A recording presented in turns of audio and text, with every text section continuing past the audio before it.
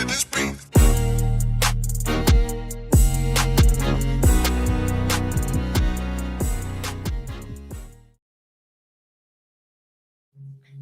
Welcome to another episode. Welcome to another episode of Gamecocks Talk with Captain Will. I'm your man, Captain Will. Make sure you like, make sure you share, make sure you subscribe to Gamecocks Talk with Captain Will so I continue to bring you the gospel of Gamecocks every single day.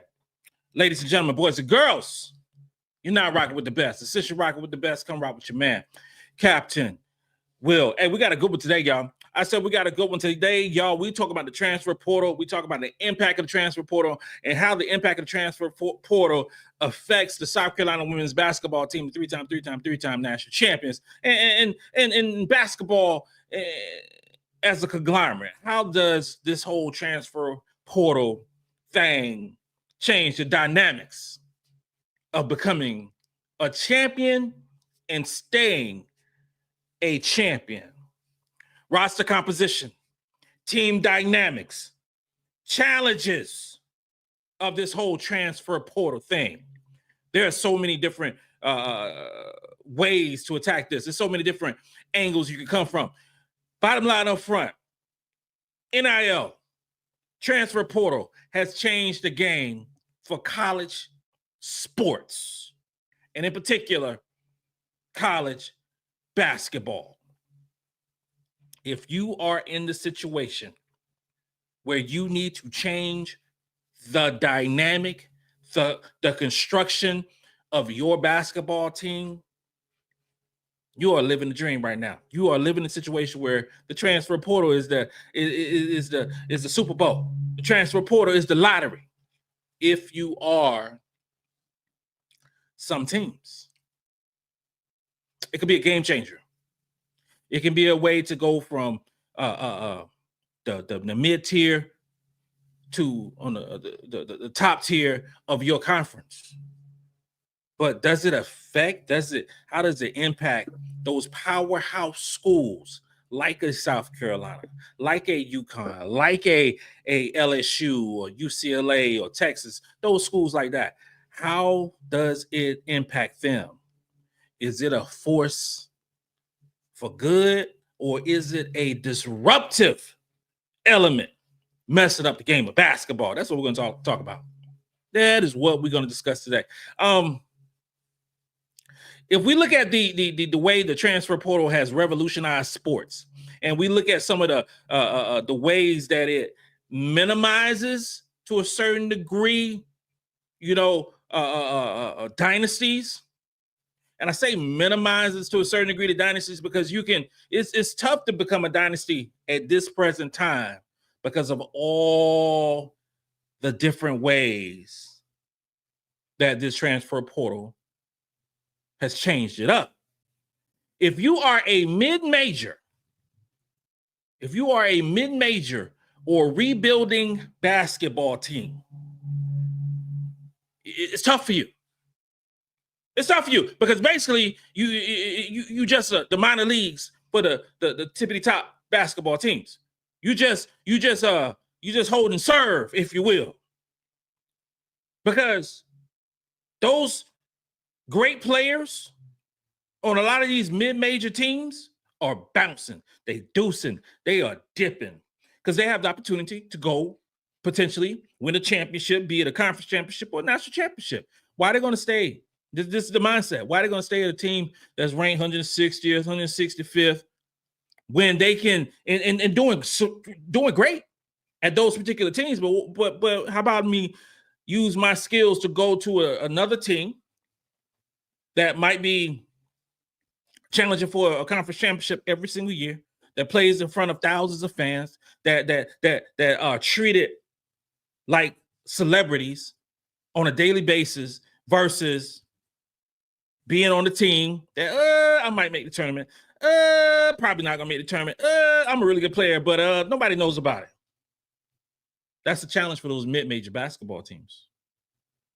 And we didn't even discuss the NIL piece, because if you are really good at a mid-major and you can use that talent that you have, if you a great shooter or a great rebounder or assist maker, whatever the case may be at that mid-major team, because you still play the game of basketball very well, but I can utilize my NIL opportunity to go play somewhere else. Remember Caitlin Chen? Caitlin Chen played for UConn, but where she played at before UConn? In the Ivy League.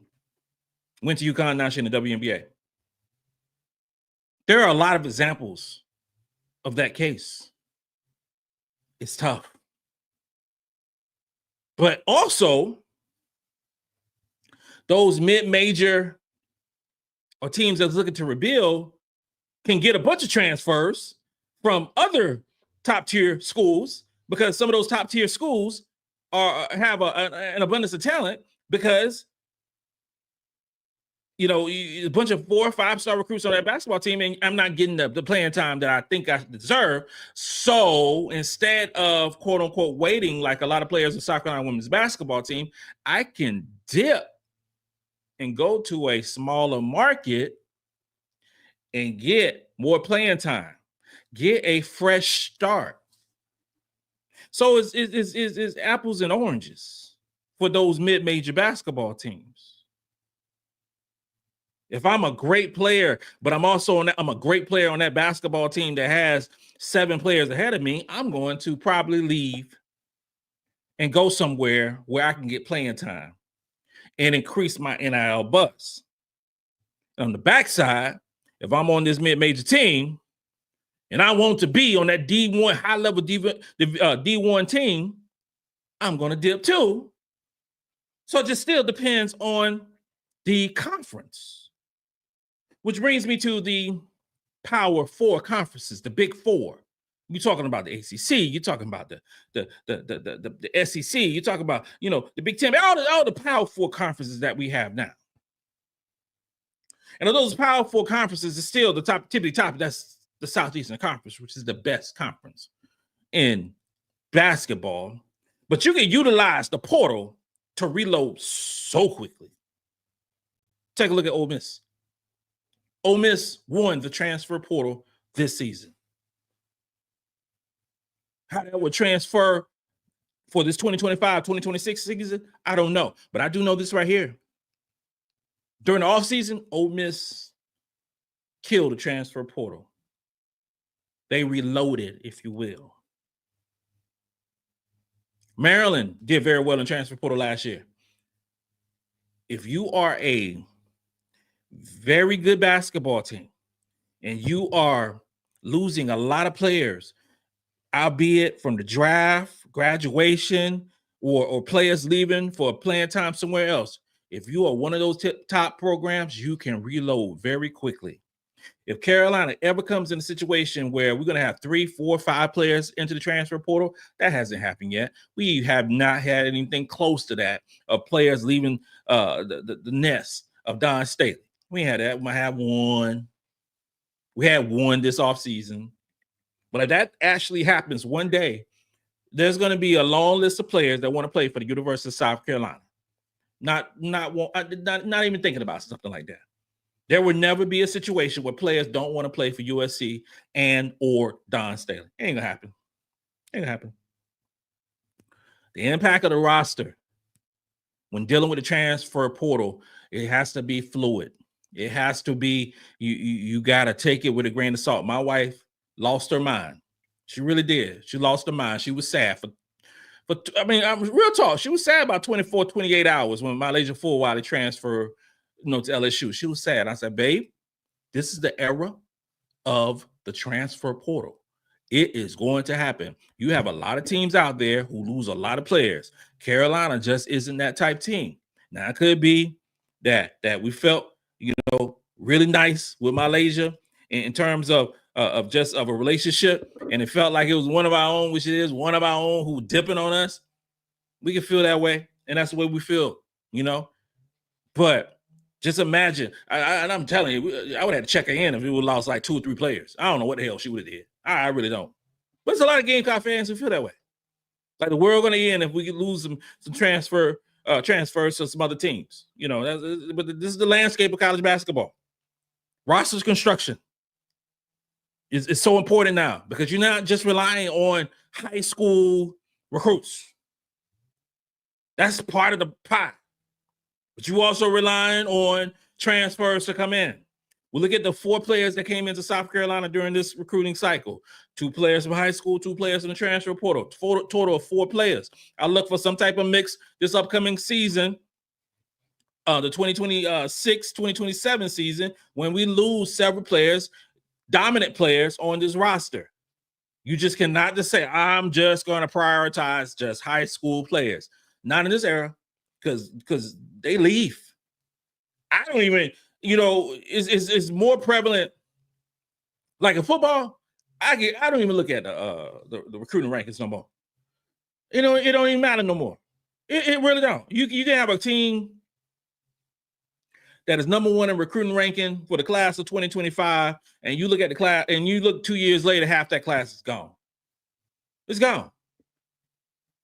You have to use that NIL money that you have to maintain the players that you want to keep. You are literally playing general manager with a salary cap in today's college sports. That's what's going down now.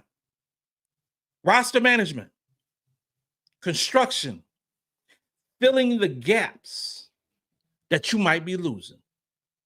You use the transfer portal now as free agency, not a way, in my humble opinion, to fill up your roster. Relationships still matter in high school ranks. It matters when you have been recruiting the kids in 7th, 8th, 9th grade. It should matter. So a lot of things have changed in sports, but that still should matter to a certain degree.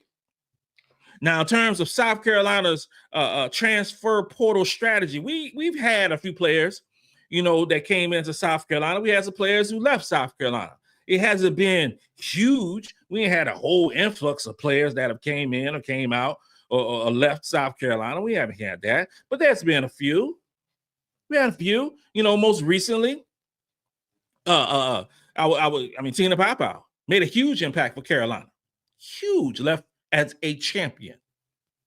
Okay, Kayla Davis, Alicia Gray came in to South Carolina, left as champions. Taya Cooper came into South Carolina for that 1 year, did not leave as a champion. We had a few players, and now we added 2 more. One is an All-American in Ta'Niya Latson. One could be a all-conference player in Madina Okot. We'll see how that happens. And we've had players who leave South Carolina after a year or so, found success at other places, and end up in the WNBA draft. Malaysia Fulwiley, more recently, she will be in the WNBA. Sanaya Rivers will be in the WNBA. Talasia Cooper will be in the WNBA. We go all the way back to Kelsey Boone. All the way back. Dig into your Rolodex. Who left South Carolina after 1 year, went to Texas A&M. Top 5 recruit in her class years ago. It happens. It happens. But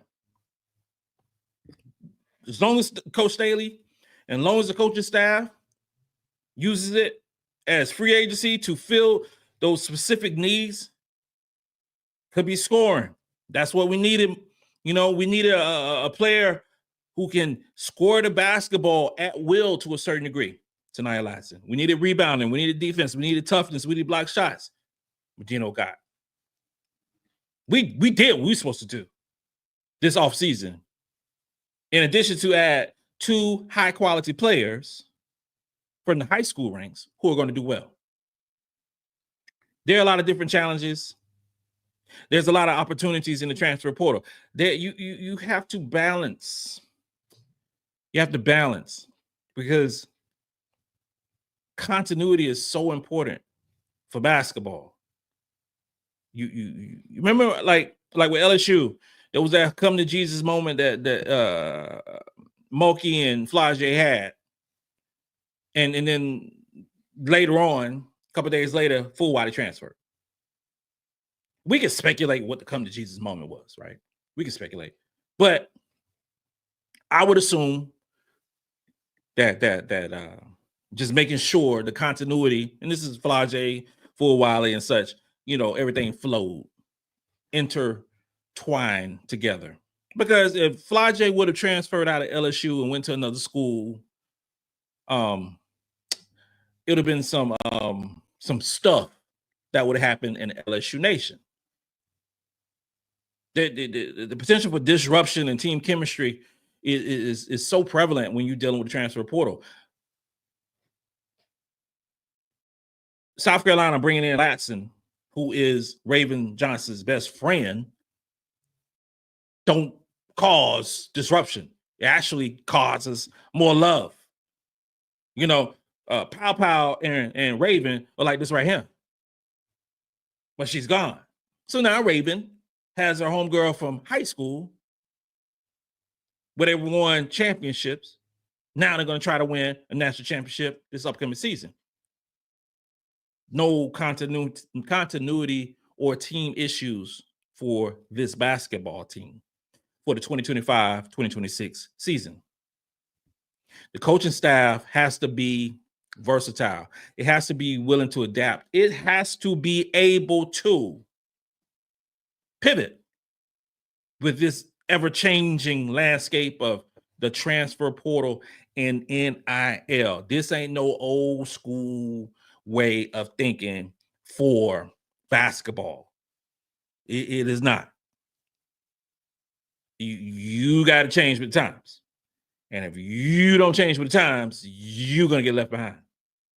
And Carolina has been doing great, changing with the times and morphing to the needs of the basketball team. I love how this whole tournament, round robin tournament that's going on in Vegas, where you're winning NIL money. Now you have a lot of teams that are so upset because Carolina's there, Texas is there, UCLA is there, and Duke is there. Like, I wanted to be there too. I want to get the NIL money as well. I'm sorry for your loss. Sorry for your loss. I see what you mean, because it's not fair. But life ain't fair, and Carolina's there. So Carolina has the opportunity to get $1 million in NIL money. Get that money. Get that money. With Texas, the pockets are so deep anyway. This is another drop in the bucket in terms of Texas. But it's way more than just NIL money. Way more than that. Way more. I saw this thing where, like, Lenore Sellers, our quarterback, was offered $8 million for a 2-year contract, $8 million to transfer. Florence, South Carolina. $4 million per. And he decided to stay at the University of South Carolina.